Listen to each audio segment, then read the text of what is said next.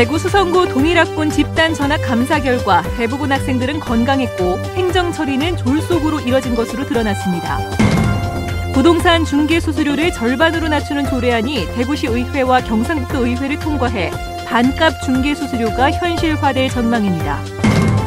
지역 고위 공직자들과 광역의원들의 재산 신고 내역을 발표했는데 경기 침체 속에서도 재산이 대체로 늘어난 것으로 나타났습니다. 얼마 전 폐관된 대구 유일의 예술영화 전용관인 동성 아트홀이 새로운 인수자가 나타나 다음 달 다시 문을 열 예정입니다. 네, 여러분 안녕하십니까? 대구 경북 소식 전해드립니다. 최근 대구 MBC가 대구 수성구의 수상한 동일학군 내 집단 전학 문제를 집중적으로 보도해드렸는데요. 교육청 감사 결과 전학을 간 학생 대다수가 건강상 문제는 없었던 것으로 드러났습니다.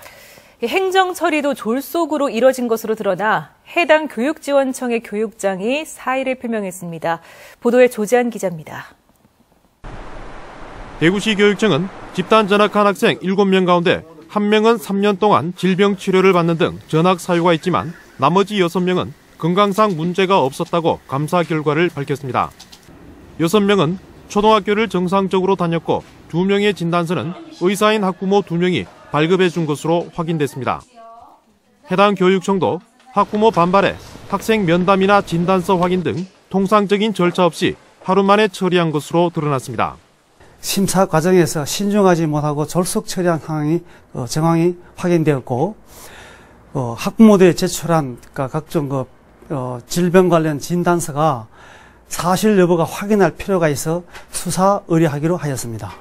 학교 배정을 한 동부교육지원청 교육장은 책임을 느낀다며 사의를 표했고 대구시 교육청은 관련 직원들도 중징계할 방침입니다. 이번 사태를 계기로 환경 전환 전학 규정도 대폭 강화됩니다. 건강상 이유라면 외부 전문가를 심사에 참여시키고 학생과 학부모도 출석시켜 심사하기로 했습니다.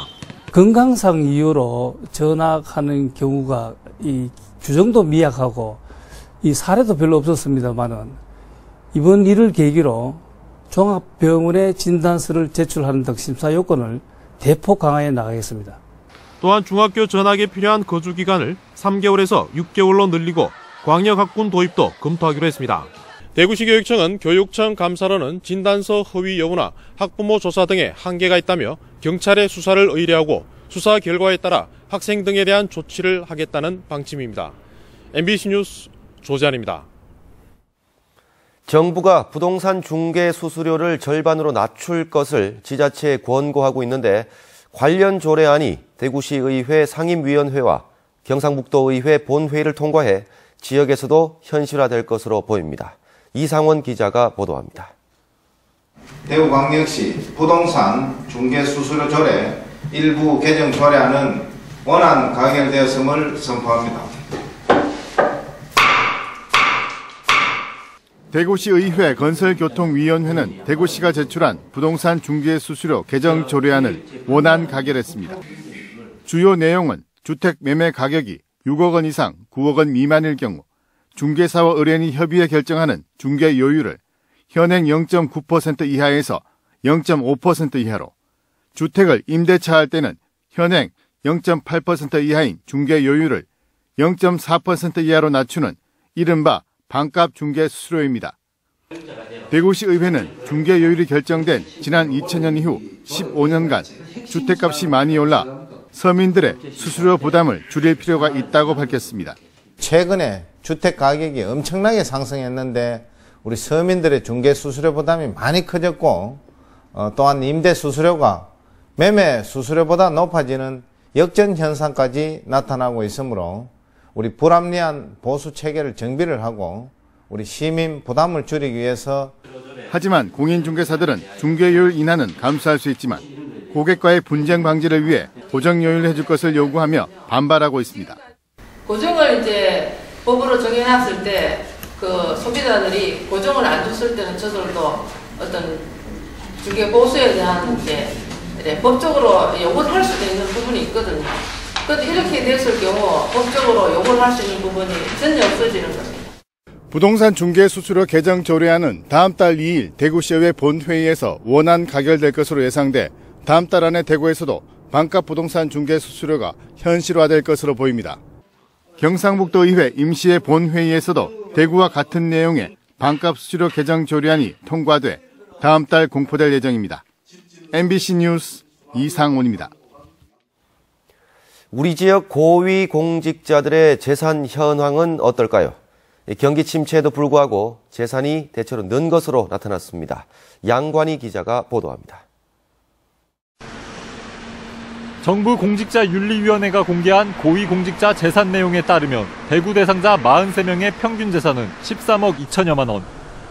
대상자 가운데 62%인 27명이 재산이 늘었습니다.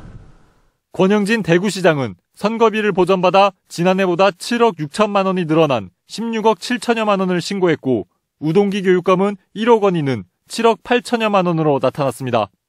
조성재 대구시의원이 지역에서 가장 많은 116억 924만 원을 신고했고 기초단체장 가운데에는 임병원 남구청장이 27억 8천여만 원으로 가장 많았습니다. 경북은 공개 대상자 64명의 평균 재산이 11억 2천여만 원으로 대상자 중 38명, 59%의 재산이 늘었습니다. 김관용 경북도지사는 부동산 가액 변동 등의 영향으로 지난해보다 5,300여만 원이 늘어난 13억 79만 원, 이영우 경북도 교육감은 10억 8천여만 원의 재산을 신고했습니다. 최고액 신고자는 김수문 도의원으로 83억 원, 이현준 예천군수가 30여억 원으로 경북 기초자치단체장 가운데 가장 많았습니다. 전반적인 경기 침체와 불황 속에서도 부동산 가격 변동 등으로 고위공직자와 광역의원들의 재산은 10명 가운데 6명이 증가한 것으로 나타났습니다. MBC 뉴스 양관입니다. 지방분권 개헌 국민행동은 오늘 보도자료를 내고 정의화 국회의장이 중앙권력구조 개편을 위한 개헌이 아니라 지방분권 개헌의 필요성을 강조한 것을 높게 평가한다면서 여야 정치권이 빠른 시일 내에 개헌 특위를 구성할 것을 다시 한번 촉구한다고 밝혔습니다. 지방분권 개헌 국민행동은 지난 17일 국회에서 기자회견을 열고 지방분권 개헌 추진을 위한 국회 개헌 특위 구성을 촉구했습니다. 대구와 일본 오사카를 잇는 직항 노선이 오는 30일부터 다시 개설됩니다. 티웨이 항공은 오는 30일 대구국제공항에서 권영진 대구시장과 김석기 한국공항공사 사장 등이 참석한 가운데 대구 오사카 직항 노선 취향식을 갖고 첫 운항을 시작합니다.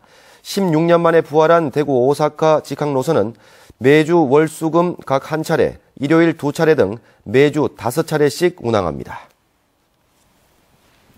참회의 고장 성주에서 오늘 의미 있는 행사가 열렸습니다.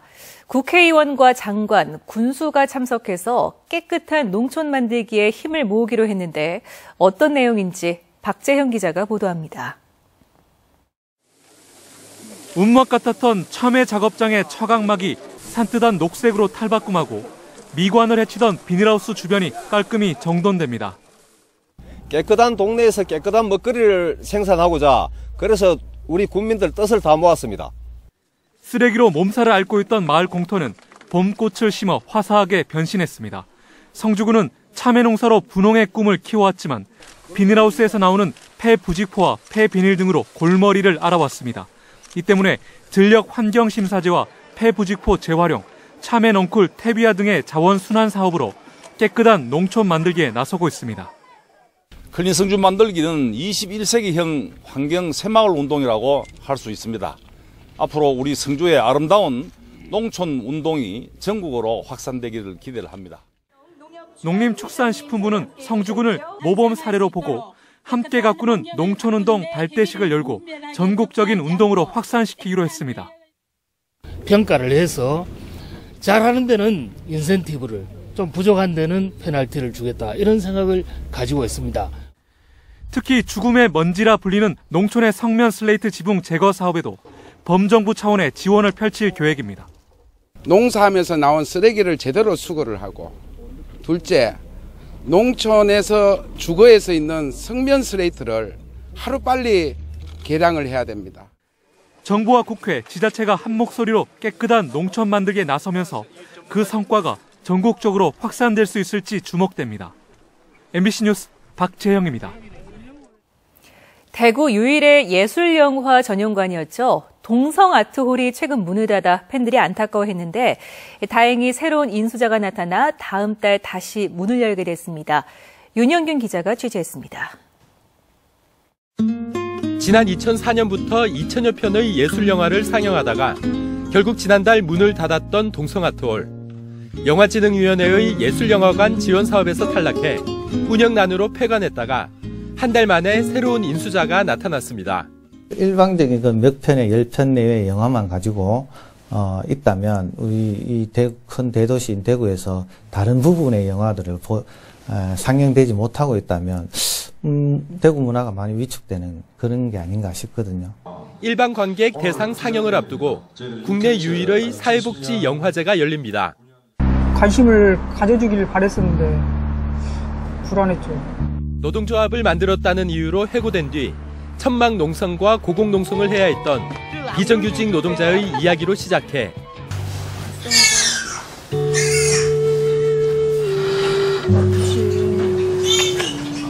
돼지와 사랑에 빠져 더 이상 돈가스를 먹을 수 없는 여성 영화감독과 육식파 남편, 그 사이에 낀 아들의 이야기를 다룬 폐막작까지 베를린 국제영화제를 포함해 국내외 각종 영화제에 출품됐던 다양한 시각의 영화 15편을 무료로 볼 수 있습니다. 나름의 사회적 의의와 그리고 어떤 현재 지금 복지 논쟁에 가장 첨단을 걷는 작품들이고 이제 꼭 그런 작품들 외에도 애니메이션이나 또는 이제 코미디를 통해서도 사회복지 문제를 다룰 수 있는 작품들을 무겁기도 하고 때론 엉뚱하기도 하지만 진지하고 새로운 시각의 영화제를 시작으로 대구의 예술 전용 영화관이 새로운 모습으로 부활합니다. MBC 뉴스 윤영균입니다. 경상북도 의회가 도청 강당에서 경상북도 백인 의정포럼 출범식을 갖고 지역사회와의 소통을 강화하기로 했습니다. 각계 전문가 100명으로 구성된 의정포럼은 의정활동 현안과 도민 복리, 지역 발전 등을 위해 조언하고 입법 정책을 발굴하는 한편 정책의 타당성 검증 등을 하게 됩니다. 울진 한울 원전 인근 주민들이 마을을 관통하는 고압 송전탑 이전을 요구하며 집단 행동에 나섰습니다. 송전탑 때문에 마을 주민 상당수가 암에 걸렸다고 주장하고 있습니다. 이규설 기자입니다. 울진 한울 원전에서 1.8km 떨어져 있는 울진군 북면 부구 삼리마을. 한울 원전 1, 2호기에서 생산한 전기를 대도시로 보내기 위한 고압 송전탑 여러 개가 마을을 가로지릅니다. 주민들은 송전탑 탓에 수면 장애와 두통 등 만성 질환은 물론 마을 주민 170여 명 가운데 상당수가 암에 걸렸다며 환자 명단을 내밀었습니다. 저 보이는 파란 집에는 전립성 암으로 2명이 부부가 2명 다 걸려 있고, 네. 그리고 저의 2층 집인데 거기는 노인네인데 지금 전립성 암 수술까지 서울과 한삼성병원에서 수술을 해가 왔고. 제 뒤로 보이는 송전탑은 1986년에 세워졌습니다. 그러니까 벌써 30년째 34만 5천 볼트의 고압 전류가 마을을 관통하고 있는 겁니다. 건강을 위협받고 있는 주민들은 송전탑 이전을 요구하며 송전탑 관리기관인 한전과 한수원을 향해 목소리를 높이고 있습니다. 철탑 이전하고 철거라! 우리는 돈도 필요 없습니다. 이 철탑이 꼭 이전돼야만이 우리가 마을이 또 발전이 되고 개발도 되고 그래야 이게 됩니다. 그래서 이거는 철탑은 꼭 한수원이 책임을 져야 됩니다. 주민들의 요구에 대해 한전은 송전탑을 옮기려면 많은 예산이 드는 데다 이전 비용은 주민이 부담하는 것이 원칙이라는 원론적인 답변만 내놓고 있습니다.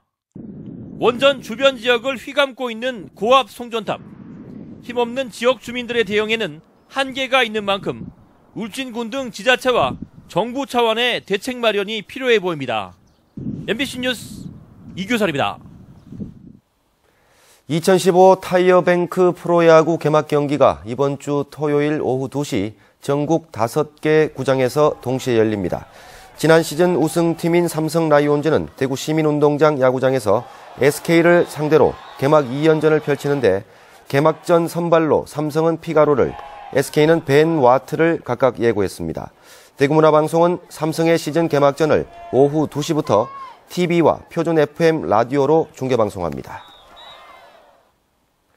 프로축구 대구FC가 오는 일요일 대구 스타디움에서 현대오일뱅크 K리그 챌린지 홈 개막 경기를 펼칩니다.